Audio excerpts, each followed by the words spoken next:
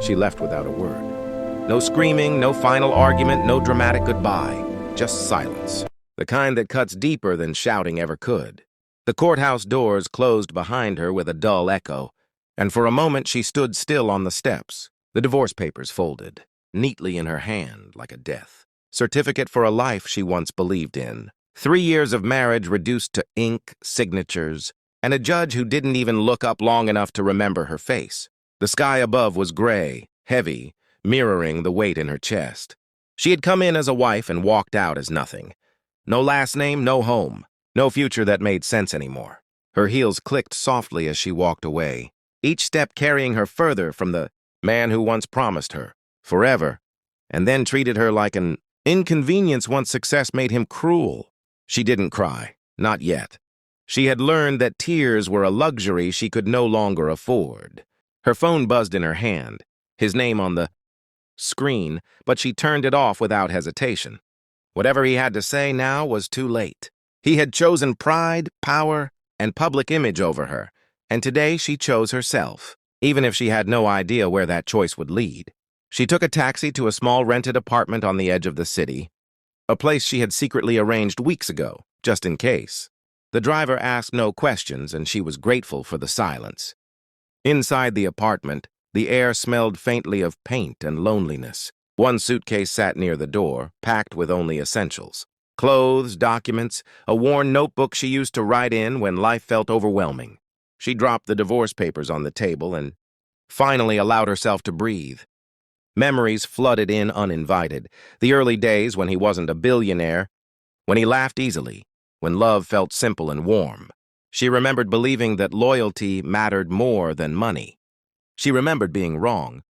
Her husband had risen fast, climbing the brutal ladder of wealth, and somewhere along the way she had become invisible. Boardrooms replaced dinner tables. Assistants replaced conversations. Cold stares replaced affection. And when rumors of another woman surfaced, he hadn't denied them. He had simply said, "You don't fit into my world anymore."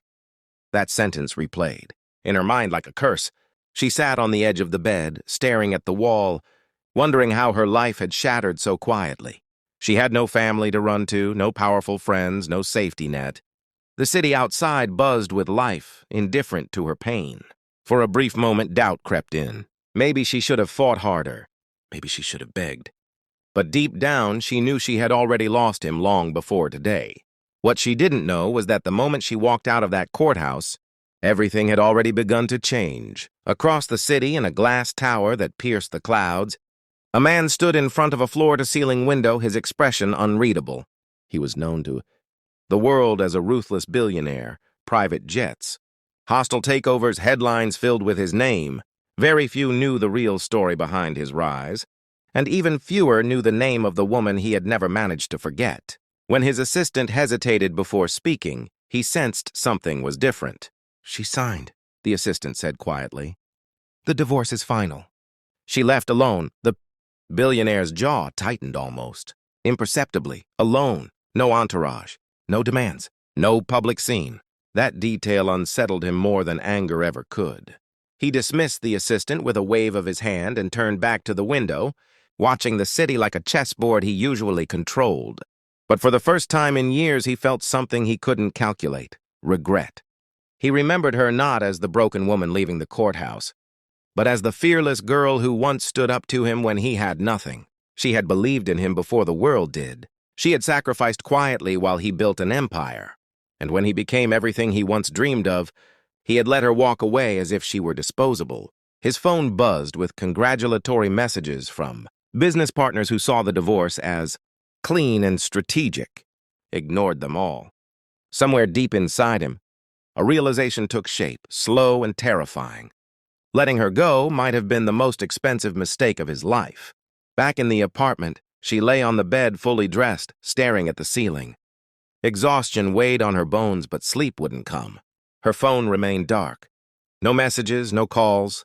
It felt strange how quickly someone could disappear from your life once the papers were signed. She whispered to herself that this was freedom. That pain was temporary, that she would rebuild. But freedom felt frightening when it arrived wrapped in uncertainty. She stood up and opened her notebook, writing the date at the top of the page. "Today," she wrote, "I lost a marriage. I refuse to lose myself." The words steadied her. She didn't know it yet, but that sentence would define everything that followed. Hours passed. The sky darkened. She made tea she barely touched. Then, just as midnight approached, a sound cut through the quiet. A low, distant rumble that didn't belong to the city traffic. At first, she ignored it. Then it grew louder, unmistakable. Helicopter blades? No. Deeper. Heavier. She moved to the window, heart pounding, and pulled the curtain aside. In the distance, lights descended toward a private landing zone nearby. Her phone suddenly came to life, vibrating with an unknown number. She hesitated, then answered. A calm, professional voice spoke. "Ma'am, this is Meridian Aviation. A private jet has been dispatched for you. Please be ready to depart in 30 minutes. Her breath caught. "There must be a mistake," she said. "I didn't request." "There is no mistake," the voice interrupted gently. "The jet is waiting. All arrangements have been made." The call ended. She stood frozen, phone in hand, as realization slammed into her chest. Only one person on Earth had the power and the audacity to do this. The billionaire. The man she had just divorced. The man she thought she had left behind forever. Anger, confusion, and something dangerously close to hope tangled inside her. Why now? Why after everything? Was this an attempt to control her again, or a desperate act of regret? She didn't know which answer scared her more. She looked around the small apartment, at the single suitcase, at the life she had barely begun to rebuild. Outside, the jet's lights cut through the darkness like a promise and a threat all at once. She had walked away from a broken marriage with nothing but her dignity. Now, hours later, the most powerful man in her past was reaching for her again from the sky itself. And as she stood there, torn between leaving and staying, one truth became clear. This story was far from over.